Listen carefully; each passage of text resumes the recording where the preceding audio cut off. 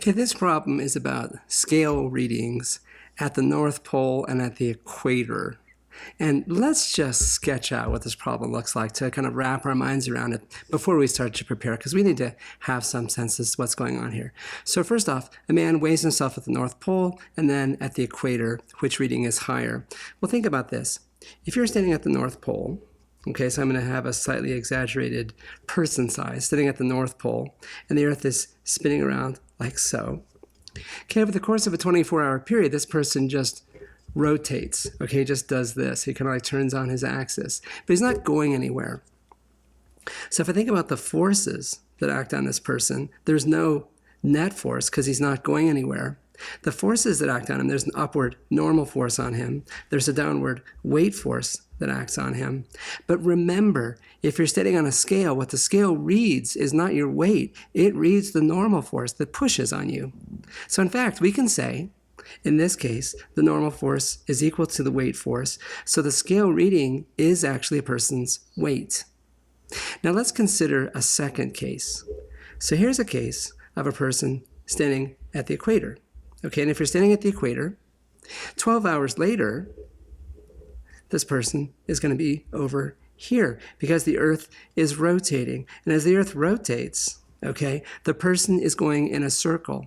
And the person is going in a circle that's the size of the radius of the Earth, okay? So the person is doing a circular motion. So as a consequence, if we consider this view of the person, think about the forces that act on him. There's a normal force which points away from the surface. That's the scale reading. There's a weight force which points towards the center of the Earth. These two forces aren't equal because there's a net force that goes towards the center of the circle.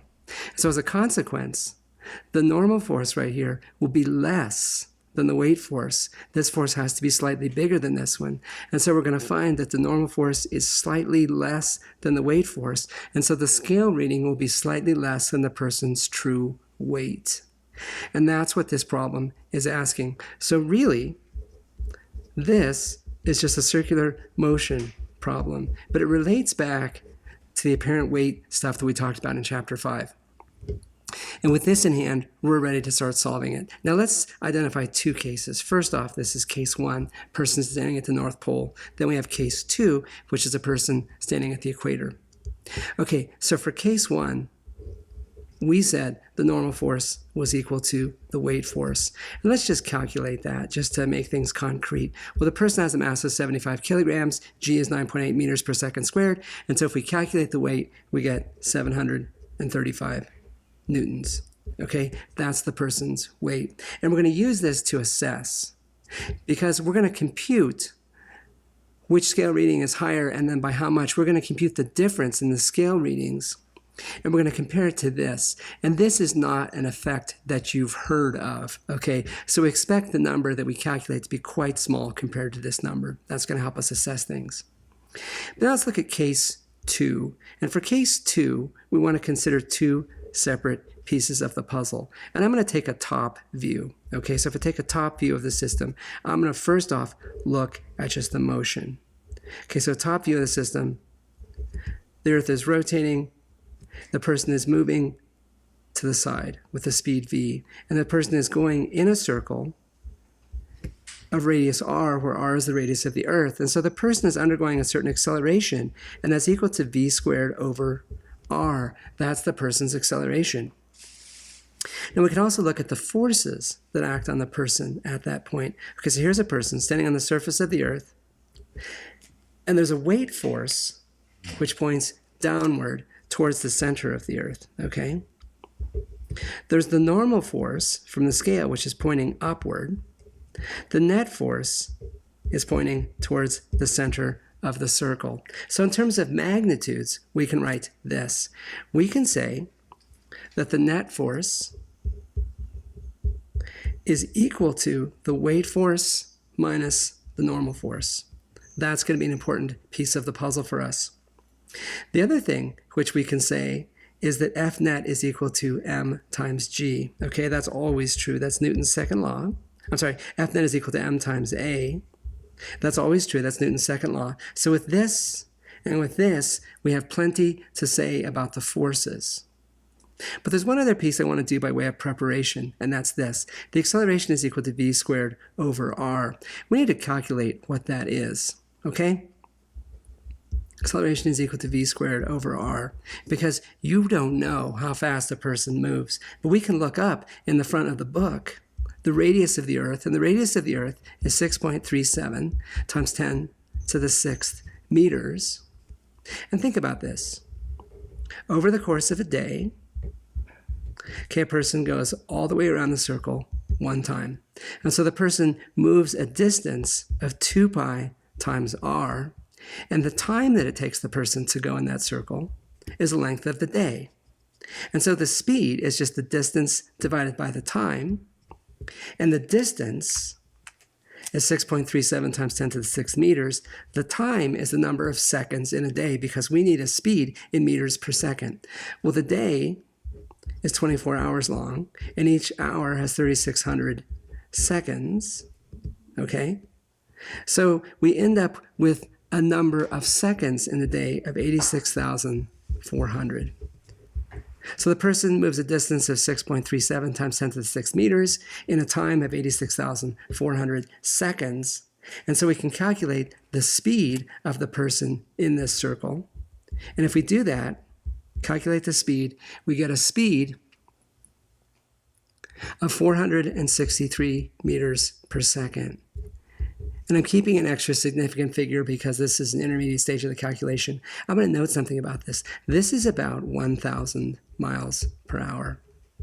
And that number is actually correct. I just, that's one of the things that I just happen to know. And if you think about this,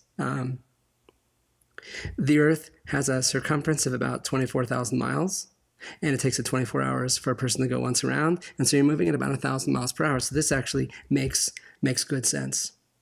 So with this number in hand, with the velocity in hand, I can calculate the acceleration. Well, the acceleration is equal to v squared over r. I know v, and I know r, it's just the radius of the Earth, and so I can calculate the acceleration. When I do that, I get an acceleration of 0.0337 meters per second squared. And here's a quick assessment. Okay, this number is significantly less than 1g. You don't sense this acceleration. And it doesn't produce a big effect. So we expect this number to be very small. And in fact, we've calculated that it is. And so I'm just going to make note of that. Okay, we're going to assess as we go. And we're going to assess the acceleration is small. The speed that we calculate is reasonable. So checking ourselves as we go, our assessment is that this so far is matching our understanding of the way the world works. Now let's complete our solution. And with all this preparation in hand, the solution is actually quite straightforward. I'm just going to rewrite this expression right here. Okay, F net is equal to W minus N. But notice this. The weight force is just 735 newtons. The scale reading at the equator is 735 newtons. We're asked to calculate by how much the two scale readings differ. Now, here's the thing. The scale reads the normal force. So when the person's at the equator, so we're considering case 2, the normal force, which is the force of the scale on the person, is equal to the weight force minus the net force. And that makes sense. We said that the force of the scale reading is less at the equator than it is at the pole. And the difference is just the net force. So really, what we need to calculate in this problem is we just have to calculate the net force. And we can do that because the net force is just equal to m times a. So we're looking for this number. It's the difference.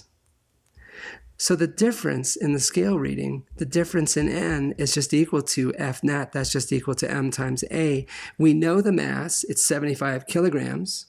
We also know the acceleration. It's 0.0337 meters per second squared. So we have 75 kilograms times 0.0337 meters per second squared.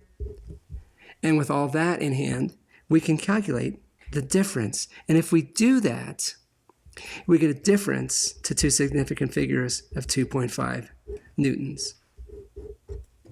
So, for case 1, At the pole, the scale reads 735 newtons. At the equator, the scale reads 735 newtons minus 2.5 newtons. It's that much less. This is the number we're looking for. This is the amount that the scale readings differ by. So, which scale reading is higher? The pole. By how much? 2.5 newtons. We're all set, except for our assessment. And I want you to notice this. This number right here is a very, very small fraction of this number right here. This corresponds to about 1/2 a pound.